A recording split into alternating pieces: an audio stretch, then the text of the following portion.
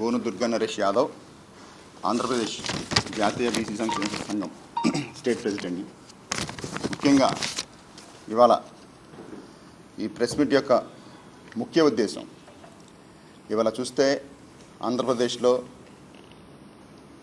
అన్ని వర్గాలని అన్ని రకాలుగా దగా చేయడం, గట్టిగా ప్రశ్నిస్తే అక్రమంగా అరెస్టులు చేయడం. ఆంధ్రప్రదేశ్ ప్రజలందరికీ కూడా ఇవాళ హైదరాబాదులో ఎక్స్ మినిస్టర్ కారుమూరి నాగేశ్వరరావు గారి యొక్క కుమారుడు కారుమూరి సునీల్ గారిని హైదరాబాదులో నిన్న ఈడీ నోటీస్ ఇచ్చిన వెంటనే అరెస్ట్ చేయడం జరిగింది. కుటుంబ సభ్యులకు కూడా తెలియనంత వేగంగా ఆయన అరెస్ట్ చేయడం జరిగింది. ఆయన్ని అరెస్ట్ చేయడం గల ప్రధానమైన కారణాన్ని నేను ఇవాళ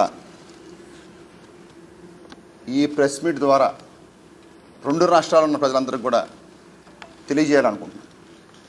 ఇది సక్రమమా లేదా కావాలన్నా మోపిపడిందా, రెడ్ బుక్ రాజ్యాంగమా?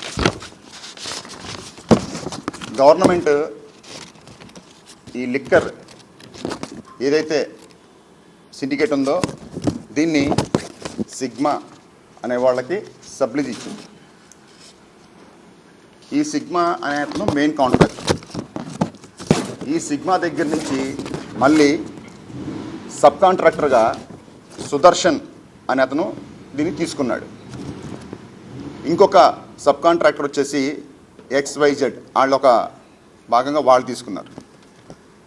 ఈ సుదర్శన్ దగ్గర నుంచి మళ్ళీ సబ్ కాంట్రాక్టర్గా రాజు, నరేష్, సురేష్ అని తీసుకున్నారు. ఇటు సైడ్ వచ్చేప్పటికి విజయనగరం, శ్రీకాకుళం ఇటు సపరేట్గా వేరే వాళ్ళు తీసుకున్నారు సబ్ కాంట్రాక్టర్. ఈ రాజు గారు, నరేష్ గారు, సురేష్ గారు ఈస్ట్, వెస్ట్, సౌత్ చూసేవాళ్ళు. ఇందులో కారుమూరి సునీల్ గారు కానీ కారుమూరి నాగేశ్వరరావు గారి పాత్ర ఏంట్రా అంటే, ఈ సుదర్శన్ అని ఎవరైతే సబ్ కాంట్రాక్టర్ తీసుకున్నాడో అతనికి ట్రాన్స్పోర్టింగ్కి డబ్బులు కావాలని అడిగితే ఆ ట్రాన్స్పోర్ట్ వెహికల్స్కి త్రూ అకౌంట్ ద్వారా కారుమూరి సునీల్ గారి అకౌంట్లోంచి ఆయనకి అమౌంట్ వెళ్ళింది. దానికి సంబంధించిన అగ్రిమెంట్ కూడా ఉంది. ఓకే, ఈ అమౌంట్ ఏదైతే వెళ్ళిందో ఆ అమౌంట్ మళ్ళీ ఇచ్చారు కాబట్టి ఇప్పుడు ఏదైనా ఒక అమౌంట్ మనం పెట్టుబడి పెడుతున్నాం అంటే లాభాల కోసమే కాబట్టి దానికి ఆయన 2% అమౌంట్ వేసి మళ్ళీ account to account Karumuri Sunil గారి అకౌంట్కి పంపించడం జరిగింది. అగ్రిమెంట్లో క్లియర్గా అన్నీ మెన్షన్ చేసి ఉన్నాయి. ఇందులో ఎక్కడ కూడా కారుమూరి ఫ్యామిలీకి దానికి అసలు ఎటువంటి సంబంధం లేదు. అది మీకు కూడా తెలుస్తూ ఉంది, దీనివల్ల క్లియర్గా తెలుస్తూ ఉంది. ఏదైతే కారుమూరి సునీల్ గారి అకౌంట్కి వచ్చిన అమౌంట్ ఉందో ఆ అమౌంట్కి క్లియర్ కట్గా GST, IT కట్టి డిస్క్లోజ్ కూడా చేయడం జరిగింది. డిస్క్లోజ్ అంటే లావాదేవీలు ఎలా జరిగినాయి, ఎంత అమౌంట్ వచ్చింది ఏంటి అనేది ఇంత క్లియర్ కట్గా ఇక్కడ ఉంటే, ఇవి నేను చెప్పినవి కాదండి, మన ఆంధ్రప్రదేశ్ హైకోర్టు ఏదైతే ఉందో ఆ హైకోర్టులో జడ్జి గారికి ఉన్న అడ్వకేట్స్ ఈ విషయాన్ని చెప్తే హైకోర్టు వీళ్ళకి ఓవరాల్ బెయిల్ కూడా ఇచ్చేసింది. రైట్, అయినా సరే నిన్న ఈడీ రంగంలో దిగేసి మొన్న వెళ్ళారు, ఏమి అవలా, కొండను తవ్వి ఎలుగును పట్టుకున్నారని నేనే చెప్పా మొన్న, ఒక వాచ్ పట్టుకున్నారండి అని. అక్కడ ఏం లేదు, క్లియర్ కట్ ఉంది. అయినా సరే నిన్న సునీల్ గారిని ఇమ్మీడియట్గా ఎన్ఫోర్స్మెంట్ దిగడం, అరెస్ట్ చేయడం, 7 రోజులు రిమాండ్ చేయడం. అయితే ఇప్పుడు సబ్లీజ్ ఇవ్వడం తప్పు అయితే ఫస్ట్ అరెస్ట్ చేయాల్సింది ఎవరినండి? సిగ్మా వాళ్ళని. పోనీ ఇంకేదైనా ఉందంటే సుదర్శన్ని, లేదంటే రాజుని, సురేష్ని, నరేష్ని, లేదంటే విజయనగరం ఈస్ట్, వెస్ట్, సౌత్ చేసిన వాళ్ళని. ఎవరిని ఒక్క అరెస్ట్ లేదు, ఎక్కడ చూపించలేదు. కేవలం చూపించింది ఎవరిని? కారుమూరి నాగేశ్వరరావు ఫ్యామిలీని. ఎందుకంటే రాజకీయంగా ప్రతిపక్షంలో ఉన్నారు, బలంగా ఉన్నారు. కారుమూరి నాగేశ్వరరావు గారు ప్రతి విషయాన్ని ఖండిస్తున్నారు, నిలబెడుతున్నారు. నేను నిన్నే చెప్పాను, ఓన్లీ బీసీని టార్గెట్ చేయడమే ఈ గవర్నమెంట్ యొక్క ముఖ్య ఉద్దేశం. ఎందుకంటే బీసీలు, దయచేసి నేను చెప్తా ఉన్నాను, ఆంధ్రప్రదేశ్లో బీసీ అనేవాళ్ళు వ్యాపారాలు చెయ్యకూడదు. బీసీ అనేవాడు ఏ వ్యాపారాలు చేయకూడదు, దేంట్లో పెట్టుబడులు పెట్టకూడదు, పెడితే క్రిమినల్ కేసులు, ఈడీలు. ఏంటి సార్ ఈ దుర్మార్గం? ఇది ఏపీ హైకోర్టు ఇచ్చింది సార్. నేను నిన్న కూడా చెప్పాను, మేము ఆన్ రికార్డ్ ఏది లేకుండా మేము మాట్లాడమని. ఏపీ హైకోర్టు జడ్జి గారు ఇచ్చిన తీర్పు ఇప్పుడు తప్ప. దీన్ని ఈడీ తీసుకొచ్చారు. Okay, right. మరి మిగతా వాళ్ళందరూ ఏమైపోయారండి? వీళ్ళంతా నిన్న పబ్లిక్గా ఒక ఓసీ ఎమ్మెల్యే, అందరు చూసి ఉంటారు, చింతమనేని ప్రభాకర్ గారు, నేను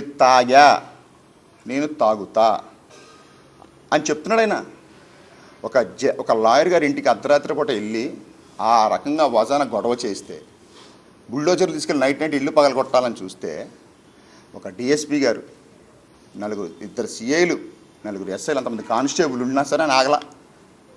ఆయన ఒక్క కేసు కూడా లేదు. పైపెచ్చు ఇంటి మీదకి వెళ్ళిన లాయర్ గారి మీద కేసు పెట్టారు, ఎందుకంటే ఆయన ఓసీ. కృష్ణలంకలో ఒక కుర్రోడిని శుభ్రంగా తీసుకొచ్చి చంపేసి శవాన్ని కూడా అప్పచెప్పకపోతే వాళ్ళ అమ్మగారు ఏడ్చే ఏడుపుకి రాళ్లకు కూడా కన్నీరు వచ్చే స్థాయిలో ఉంది. బూడిదన్ని ఇవ్వండి అయ్యా అని.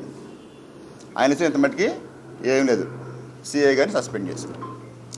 సిఐ గారు సస్పెండ్ చేయడం అంటే అర్థం ఏంటండి? గవర్నమెంట్ తప్పు ఒప్పుకున్నట్టే. ఒక పక్క తల్లి చెల్లి అని అందరూ గొంతులు చించుకుని అరుస్తూ ఉన్నారు. ఒక పక్క ఒక చిన్న పాప కనబడట్లేదని 15 రోజుల నుంచి ఇంకొక తల్లి ఏడుస్తూ ఉంది. ఇలా ఎంతమంది ఏడుపులు మీరు పోసుకుంటారని నాకు అర్థం కావట్లా. అసలు మీకు అసలు చలనం రావట్లేదా? ఒక పక్క చూస్తే బీసీల మీద ఇష్టం వచ్చినట్లు దొంగ కేసులు, ఇప్పుడు మేము చెప్పింది మొత్తం మీకు క్లియర్గా అర్థమయ్యే ఉంటుంది. ఇంకో పక్క చూస్తే బీసీ పిల్లలు చదవకూడదు, బీసీ పిల్లలకి అసలు మనుగడే లేకుండా చేయాలని, స్కూళ్ళు ఓపెన్ చేసే టయానికి ఒక యూనిఫామ్స్ లేవు, పుస్తకాలు లేవు, అమౌంట్లు లేవు, అమ్మఒడి లేదు. కానీ ఆర్కే బీచ్లో అక్కడ మాత్రం బార్ ఓపెనింగ్లకి మద్యానికి మీ దగ్గర డబ్బులు ఉంటాయి.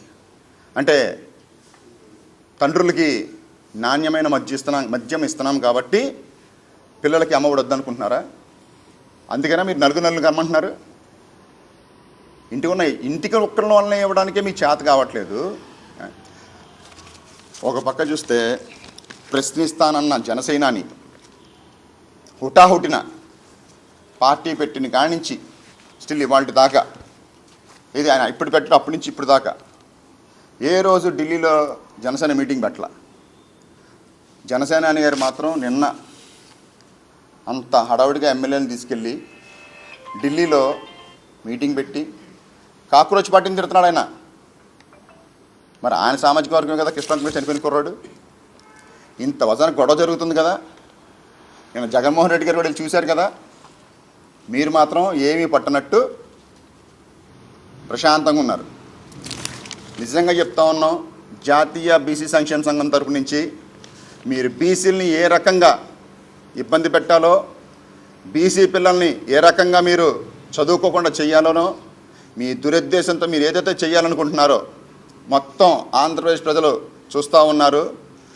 మీకు అతి త్వరలోనే మీ కూటమి గవర్నమెంట్కి చరమగీతం పాడతారని కూడా మేము హెచ్చరిస్తూ ఉన్నాం. తాటికొండ రంగబాబు, జాతీయ బీసీ సంక్షేమ సంఘం రాష్ట్ర ప్రధాన కార్యదర్శి.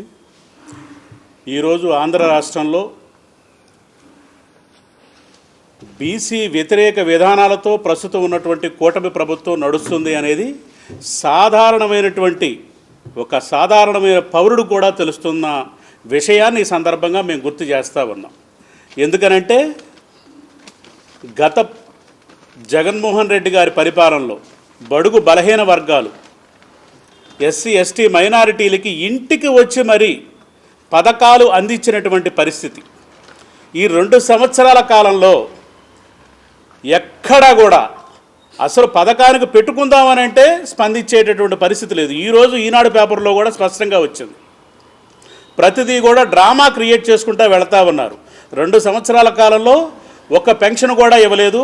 కొత్త వాళ్ళు పెన్షన్ పెట్టుకోవాలంటే సదరన్ సర్టిఫికెట్లు ఒక డ్రామా క్రియేట్ చేసుకుంటూ వెళ్తారు. ఎవరికి పథకాలు అందకూడదు, బీసీలందరూ కూడా ఇంకా దిగజారిపోయి బ్రతకాల్సినటువంటి పరిస్థితులు రావాలి అనేటటువంటి విధానంతో ఈ రోజున ఈ యొక్క కూటమి ప్రభుత్వం వారు పరిపాలన అవలంబిస్తున్నారని చెప్పేసి మేము గ్రౌండ్ లెవెల్ నుంచి దీన్ని చూస్తూ ఉన్నాం.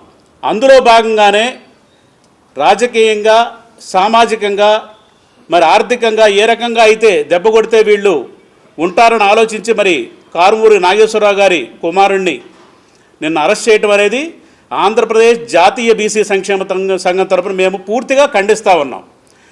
ఎందుకనంటే వారు నీతికి నిజాయితీకి మారుపేరుతో కూడుకున్నటువంటి వ్యక్తులు. అటువంటి వ్యక్తుల పట్ల ఇటువంటి ప్రజా వ్యతిరేక విధానాలు ఈ యొక్క కూటమి ప్రభుత్వం పాటించినట్లయితే మీరు ఎంతైతే అణగదొక్కుదామని చూస్తూ ఉన్నారో అంతే స్థాయిలో రివర్స్లో మీకు గిఫ్ట్ ఇవ్వటం అనేది జరుగుద్ది రాబోయే రోజుల్లో అని చెప్పేసి ఈ సందర్భంగా జాతీయ బీసీ సంక్షేమ సంఘం తరపున తెలియజేసుకుంటా ఉన్నాం. మరిన్ని అప్డేట్స్ కోసం ఛానల్ను సబ్స్క్రైబ్ చేయండి. నోటిఫికేషన్స్ కోసం బెల్ ఐకాన్ పై క్లిక్ చేయండి.